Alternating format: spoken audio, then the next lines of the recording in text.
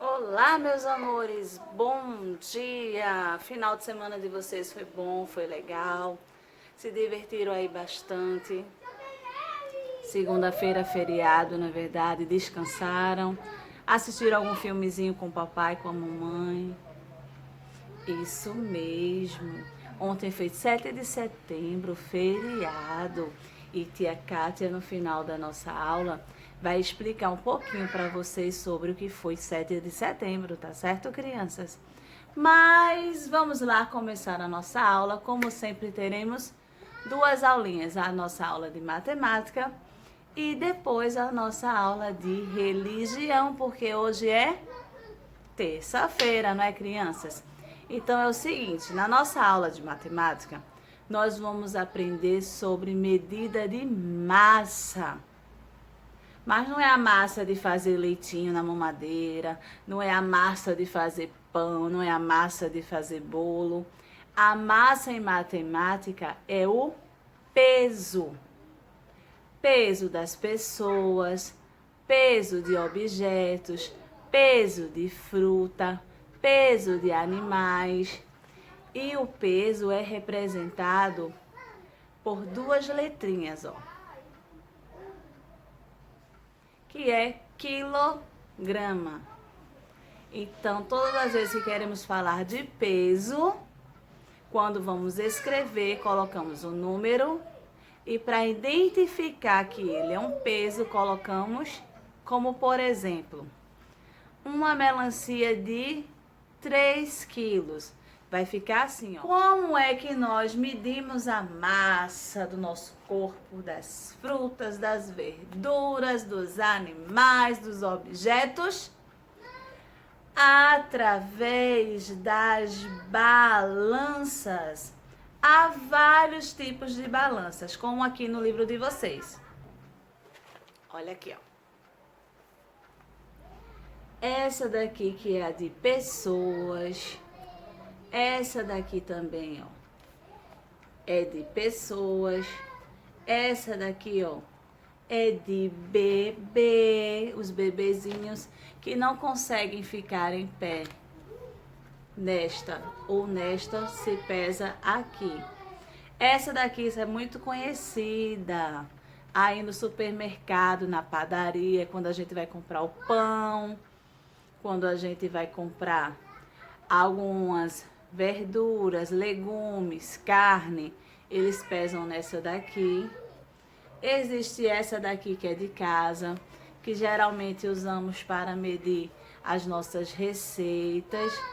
E existe ainda outros modelinhos também das balanças, desde as mais antigas, como esse daqui, até a mais moderna.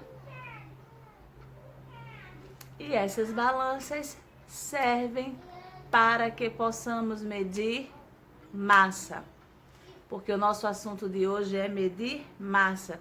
Tia Rene, e para medir os líquidos? Isso vai ser em outra aula, tá certo? A aula de hoje é só saber os quilos, ok? Digamos que tia Rene agora pegou uma balança e eu preciso comprar 2 quilos de tomates. Eu coloco só o 2. 2 representa a medida de massa do tomate. Tenho que colocar 2 letrinhas. Quais são elas? O K e o G. Para poder identificar. Vocês vão fazer a atividade aqui, ó, da página 125, estão vendo? Para que vocês possam identificar qual deles você consegue levar no colo. Há coisas que nós podemos saber se pesa mais, se pesa menos, o que eu posso, o que eu não posso carregar, mesmo que eu não sei a massa certa, mas eu posso identificar. Exemplo, se tia Rene vê uma criança e um adulto, qual é que eu consigo carregar no colo? Isso mesmo, a criança. Então eu consigo saber o que é mais pesado e o que é mais leve. Como por exemplo, observem aqui do lado de tia Rene. Tia Rene tem um cachorrinho. E aqui embaixo a tia Rene tem um gatinho. Qual desses é mais pesado? Mesmo sem balança, eu consigo identificar o que é mais pesado. O cachorro ou o gatinho? Isso mesmo, o cachorro é mais pesado. Agora vamos ver alguns objetos, certo? Tia Rene tem agora aqui a imagem de um sofá. Estão vendo aí? E a imagem de uma cadeira. Qual é o mais leve? O sofá ou a cadeira? A cadeira, muito bem. Agora eu vou botar um grande animal do fundo do mar. Olha ele aí. E agora eu vou botar também um animal muito feroz do mar, o tubarão. Quem é mais pesado? A baleia, o mais leve é o tubarão. Isso mesmo, mesmo sem a balança, conseguimos identificar o que é leve e o que é pesado. Mas se eu quiser saber a quantidade exata de massa, ou seja, o peso, eu preciso desses equipamentos aqui, ó. Sem eles eu não tenho como saber o peso da massa dos objetos, dos animais, das frutas, dos seres humanos, não tem como saber. Mas posso identificar o que é leve e o que é pesado, ok? Espero que vocês tenham compreendido a aula de hoje, que vocês façam a atividade direitinho. Presta bastante atenção que logo depois dessa nossa aula vai já entrar a aula de religião e depois fica bem atento para aprender bastante coisas com tia Kátia, tá certo? Um beijo para vocês, fiquem com Deus, até amanhã, tchau!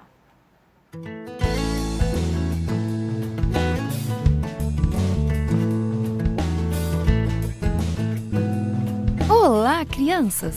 A história de hoje se chama Tempo para Orar.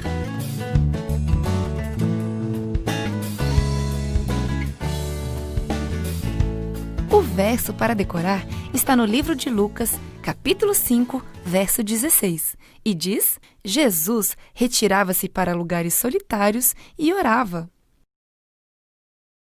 A mensagem é: adoro a Deus em minha hora tranquila de oração. Com que frequência você conversa com alguém que você ama e que ama você também? 1 ou 2 vezes por dia? Jesus falava com Deus todos os dias porque amava a Deus. E ele sabia que Deus o amava muito também. Um homem gritava: "Imundo! Imundo!" Já fazia tempo que era assim, desde que esse homem percebeu a primeira mancha branca em sua pele. Quando mais manchas apareceram, ele foi até o sacerdote e ouviu aquelas palavras terríveis: "Você está com lepra." Ele teve que deixar sua família e seu lar. E quando se aproximava de alguém, tinha que gritar: "Imundo!" Um dia, o leproso ouviu que Jesus curava pessoas. Ele ficou maravilhado com a notícia. Será que Jesus poderia curá-lo? Talvez ele o curasse. O leproso não sabia onde encontrar Jesus, mas iria tentar. Ele não podia se aproximar das cidades. Assim, começou a procurar Jesus pelas vilas menores. Ele andava pelos trilhos montanhosos, onde não passava ninguém.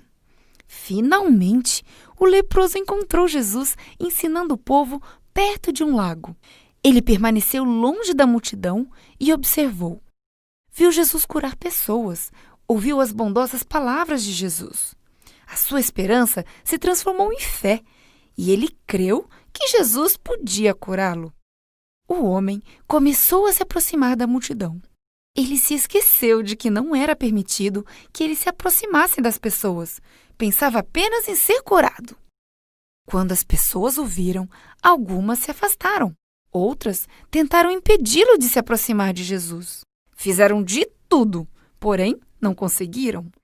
O leproso veio de longe e não ia desistir por nada.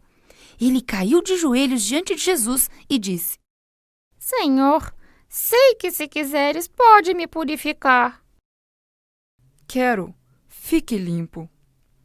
Ele me tocou. Faz muito, muito tempo que ninguém me toca. Ele olhou para o seu braço. As manchas brancas haviam desaparecido. Todas as feridas do seu corpo tinham desaparecido. Sua pele retomou a cor normal, como a das pessoas que o observavam. Vá mostrar-se ao sacerdote. Deixe que ele diga que está curado. E leve sua oferta de gratidão. Mas não conte a ninguém o que eu fiz por você. O homem fez tudo o que Jesus disse, menos uma coisa. Ele contava a todos com quem se encontrava o que tinha acontecido.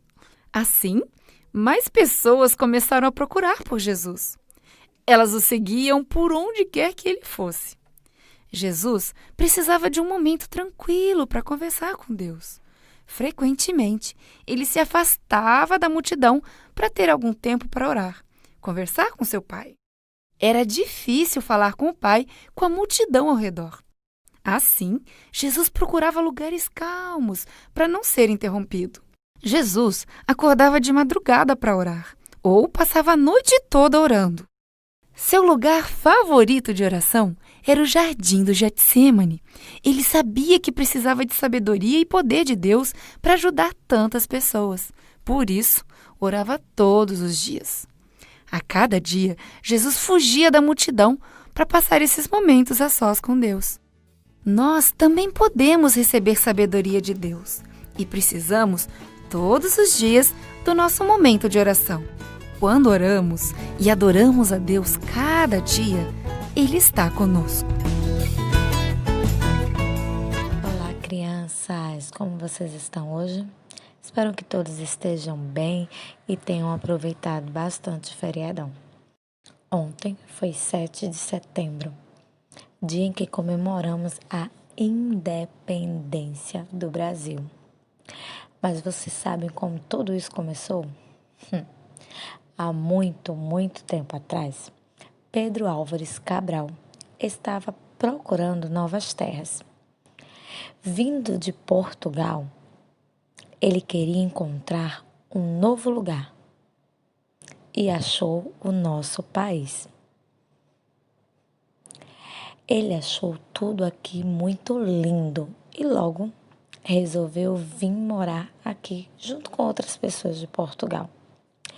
Aqui eles encontraram muitos animais, macacos, onças, belos pássaros, além de lindas praias e muitas florestas. Também vale lembrar que os índios já moravam aqui e eles cuidavam bem do nosso país.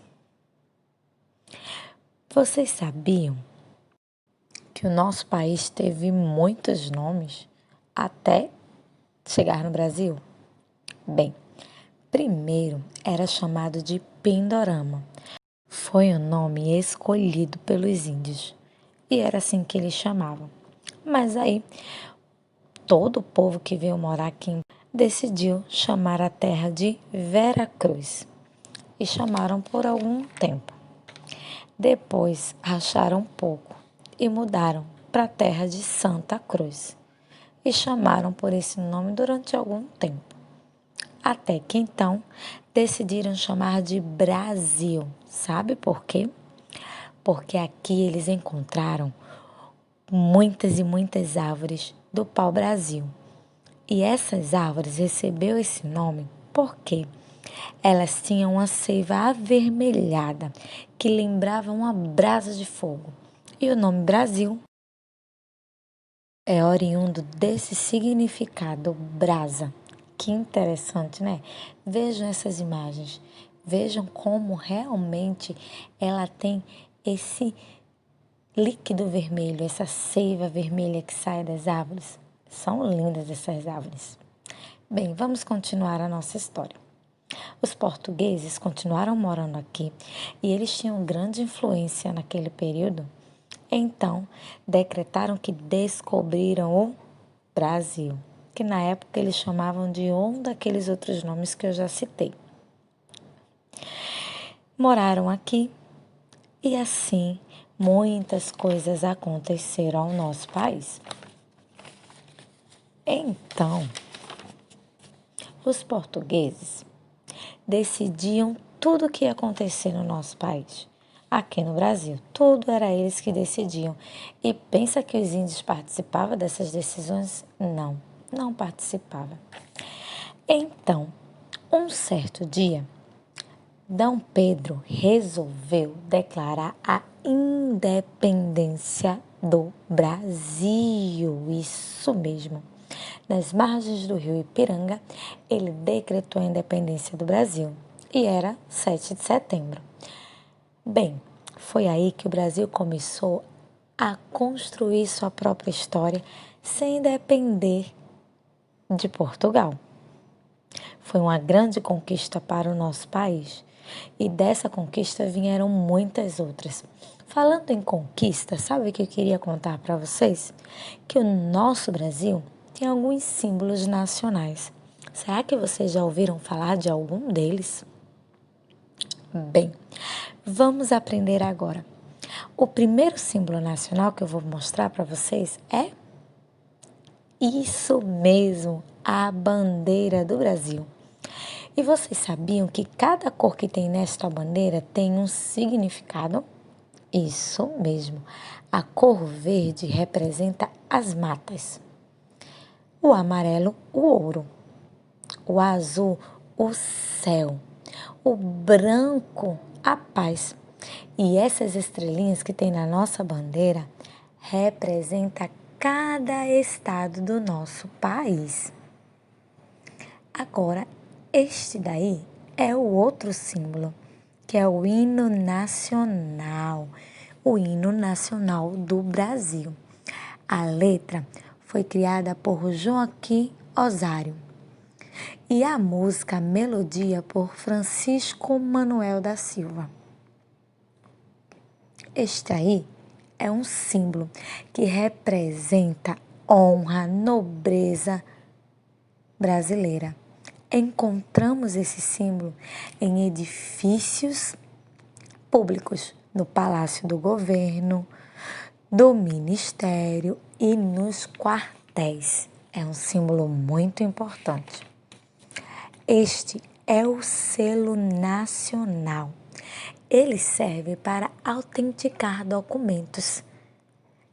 Tem que ser documentos oficiais do país.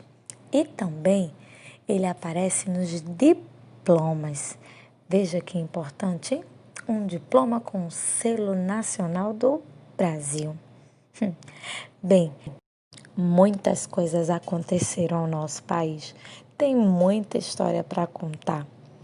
Mas, lembrando que ontem, no dia 7 de setembro, comemoramos o quê? A independência do nosso Brasil. Um marco de extrema importância. E agora que vocês já conheceram muita coisa sobre o Brasil, eu tenho uma tarefinha especial para vocês. Eu quero que vocês pensem em tudo que eu ensinei para vocês agora sobre o Brasil e façam um belo desenho para representar esse conhecimento. Desenhe o Brasil da forma que vocês imaginam depois que eu ensinei tudo isso sobre ele. Lembrando, se quiserem fazer uma pesquisa, podem fazer. Podem desenhar o mapa do Brasil, podem desenhar as coisas que eu disse que aconteceram no Brasil, pode desenhar quem estava aqui antes dos portugueses chegarem, podem desenhar os portugueses chegando, podem desenhar também os símbolos do nosso Brasil, os símbolos nacionais. Bem, crianças, usem toda a sua imaginação, sejam bem criativos e até amanhã.